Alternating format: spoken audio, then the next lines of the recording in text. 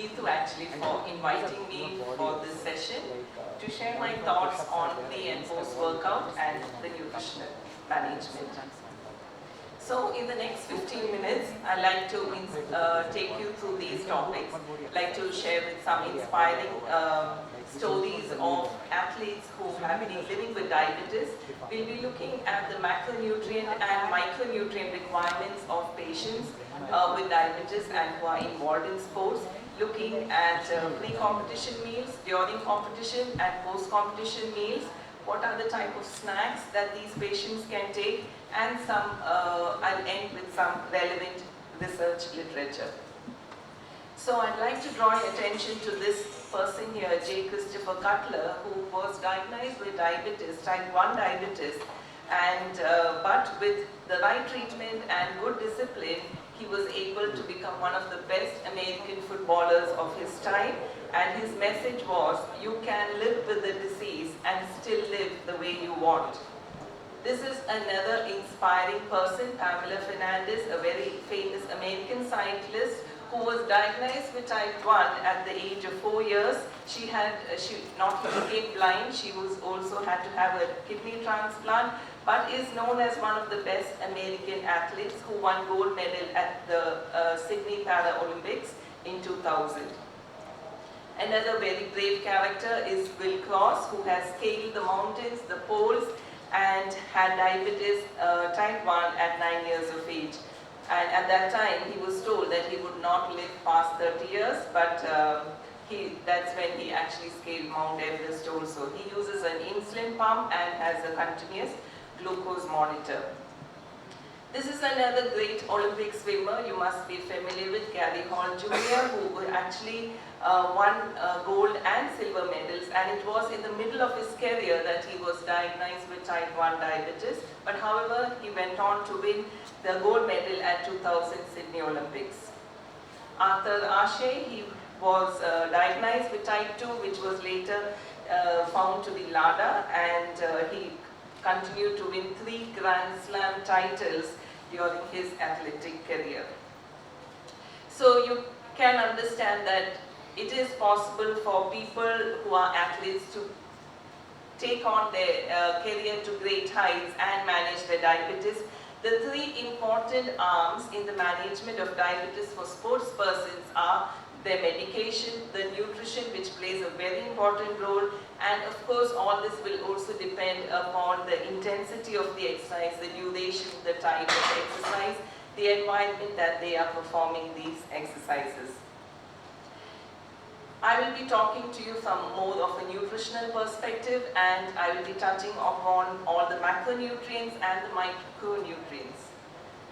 Now, what is your thought on this? Do athletes with diabetes require more nutrients, less nutrients, or the same amount of nutrients as a non-diabetic athlete? Same, yeah, right. So you require the same amount of nutrients, but what we need to do is we need to tweak the composition of the diet so that you're going to give them more complex carbs or foods which have a low GI composition. So in terms of quantity it is the same, but the quality will change.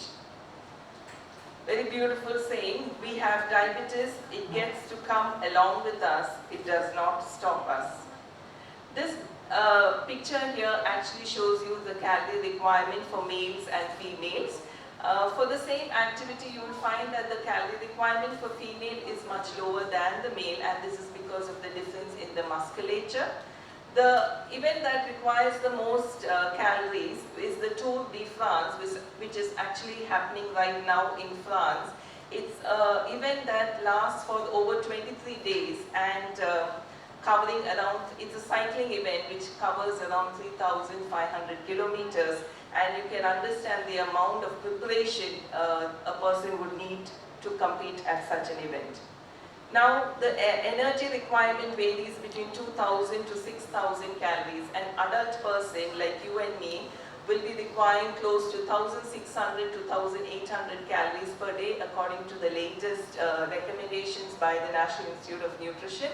But for sports person, we see that it is going to increase, and it again depends upon the activity, the gender, the intensity of the exercise, However, the composition of the meal, please remember, should be 70%, up to 70% should be from carbs. The calories should come from carbs. The main fuel for the sports person is carbs. Proteins 15 to 20%, fat 25 to 30. Now it's very important that the meal composition remains in this manner regardless of what the calorie content is. Carbohydrate is the main fuel for the athlete, and for prolonged intermittent intense training, the glycogen stores that are in the liver and the muscle basically will be the main source of energy. In the first talk, you have already heard about the energy systems. So you can see that carbohydrate is going to be the base fuel for whatever be the activity. And in a diabetes patient, we are going to be recommending that the carbohydrate is a complex form. Now, as the intensity of the exercise increases, the amount of carbs is also increasing from 6 grams per kg weight for 1 hour, and it can double up by if the training goes on for more than 4 hours. As you know, we Indians, we don't have a problem choosing carbs because we are surrounded by carbs. Our plates, our buffets, everything is fully carbs, so we don't have a problem choosing the carbs. Now, proteins is something that I need to stress on. The requirement is 0.8 grams per kg body weight. A normal person like you and me who are not involved in very active sports, our requirement is only around 0.66 grams per kg body weight according to the latest RDA. But however, a sports person who is involved in weight training or bodybuilding, wrestling, their requirement of protein is slightly higher, 1.2, and it can go up to 1.8. But this should be done with a lot of caution because nowadays protein seems to be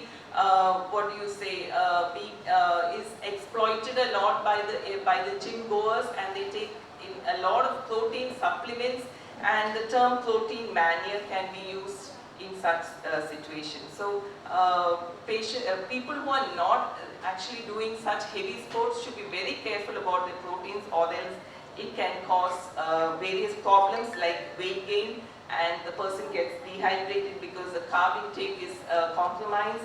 There's a lot of calcium that is excreted leading to osteoporosis. Of course, it's all going to be a burden on the kidney because the metabolic byproducts of protein needs to be excreted through the kidneys, and of course risk of heart disease and colon cancer. Fat intake should not exceed 30% of the total calories. Now what we need to remember is before that exercise, we need to reduce the amount of fat because it takes longer to digest and it can actually hinder with the performance of the person. But fat is going to be the major source of fuel for the person who is doing a long duration activity, like I was talking about more than 1 or 2 hours for the marathon runner. Again, vitamins and minerals. I'd like to stress the fact that we don't need to take supplements. We should be able to get all the required amount of macro and micronutrients from our diet. However, a gymnast who is competing at a weight category and has to maintain a very low body weight for her height may require supplements. Otherwise, it is better that the diet itself, the wholesome food, will be able to provide the person's requirements for all vitamins and minerals. The minerals that we need to be concerned are sodium, potassium, iron, magnesium, calcium, iron, a lot of zinc. Most of these minerals are lost by sweating, so we need to replace it in the form of electrolytes. So instead of the person actually drinking water, it would be better that they are given electrolytes.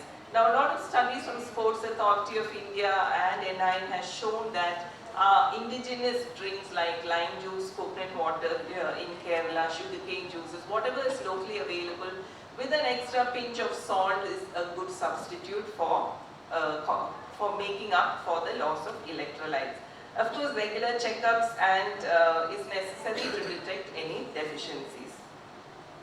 The most important thing I think that needs to be stressed is the fluid requirement. Make sure that the person is well hydrated before the activity, so they drink plenty of water before, not just before, because that can actually interfere with their performance. But a couple of hours before, they should be well hydrated. During the activity, they are actually sipping fluids, and it is better that they sip fluids, which is actually water and electrolytes in it. And after activity also they rehydrate themselves. Actually, a good way of finding out how much water they lost is taking the weight before the event and after the event. There will sometimes be a difference of 1 kg, which is actually the water that was lost during their activity. Now, the problem with dehydration is it can only when you are actually dehydrated you start feeling thirsty, which is dangerous. So you don't need to, you should not wait to be thirsty to start drinking water. Even 8% of dehydration can affect your concentration. So actually that goal which was meant to go into the goal post can go missing because of the person has not been having good concentration. Spasm and 15% can also cause death. Now, another inspiring statement, I may have diabetes, but diabetes does not have me. The pre-competition meal is very important and it should happen around 3 to 4 hours before the event. And the idea is that you are going for the event with the maximum glycogen stores in your body. You know that it is stored mostly in the liver and muscle. So you are loading your system with the maximum amount of glycogen stores, and if it is possible to have it in the form of a liquid, because it will be absorbed faster and much better than a solid carb. Now I already mentioned that lipids and protein should be lower in amounts, because it takes longer to digest and it can interfere with the performance. So basically a pre-competition meal is a high carb meal, mostly in liquid form, and it will be preferred if it is a high glycemic index carb rather than a low GI carb. During the exercise, the drink, instead of water, encourage them to take an electrolyte drink. Now I am not going to recommend any of the sports drinks that are in the market, simply because they are extremely expensive and they have a lot of claims that which you can actually get from just taking your lime juice with the extra pinch of salt and sugar, or the coconut water, or whatever is locally available. After the exercise, very important that you replenish the fluids and the glycogen that you have lost. So if it is time for the person to have the next meal, then let them go and have this next meal. They don't need to have anything extra, but they can just have the next meal, which can be their rice and curry or chapati and sabji or whatever be the matter. But it is very important that all that was lost, the proteins, the fats, the carbs, the fluids, all are replaced after the meal. Now in a diabetes person, what you need to be alert is that physical activity can increase the insulin sensitivity and they can go into a hypoglycemic state. It may not happen immediately after the event, it can happen in the next 48 hours. So it is very important that they are monitored. The carb intake before, during and after is very important for the diabetes patient also. And the insulin dosage may need to be adjusted. The basal insulin may need to be adjusted to prevent such hypo attacks. Now it can happen, the hypo can happen late night, or it can happen in the next 48 hours. Now, post-competition meal ideas, like I said, if it is time for the meal, let the person go and have their meal, which is rice or sabji, roti, sandwiches, sprouts, chicken, whatever they are generally used to eating, but make sure that it has high carbs, fats and proteins. That's the idea. Now, there are, when a person is training, because of the high calorie content, the meals alone will not be able to meet the calories. You need to give them snacks in between. So we'll be looking at giving 3 to 4 snacks in between their meals, like there's an early morning snack, post-breakfast snack, mid-evening snack and a late dinner snack. So there are different options that are available where you are again looking at carb, protein and fat as the snacks. So this slide just gives you an overview of everything. Before the exercise, make sure that you're taking carbs. During the exercise, it's going to be electrolytes. And after exercise, it's going to be a whole balanced diet. And very important that the glucose monitoring happens throughout this time. No doubt managing sports and diabetes is an acrobatic art. Now a lot of studies among diabetes patients and who are doing sports have been published. But unfortunately, as the previous speaker said, I didn't find any Indian studies. This is the American Medical Society's stand on the care of athlete. It's a very interesting paper, and it sort of gives you all the guidelines on how to manage these patients. This is another paper that came out in 2020, again about diabetes and athletics performance. So this deals with type 1 and type 2. And yeah, this is another paper that says that athletes should be allowed to take ownership of their condition and encouraged to take an active role in their treatment. In no way we should discourage them from pursuing sports or even competitive sports. So these are some more papers that is helping the athlete with type 1 diabetes. So I'd like to conclude by saying athletes with diabetes should maintain a diet similar to non-athletic diets. However, the diet should be wholesome with complex carbs, adequate proteins and fats. They should replenish the electrolytes, all the fluids and nutrients that are lost during the exercise. Monitoring of their blood sugars is very important. Continuous support of the professionals to ensure maximum performance alongside good diabetes management will be the core in their performance. So thank you for your patient listening. Thank you, ma'am. Thank you for the wonderful session.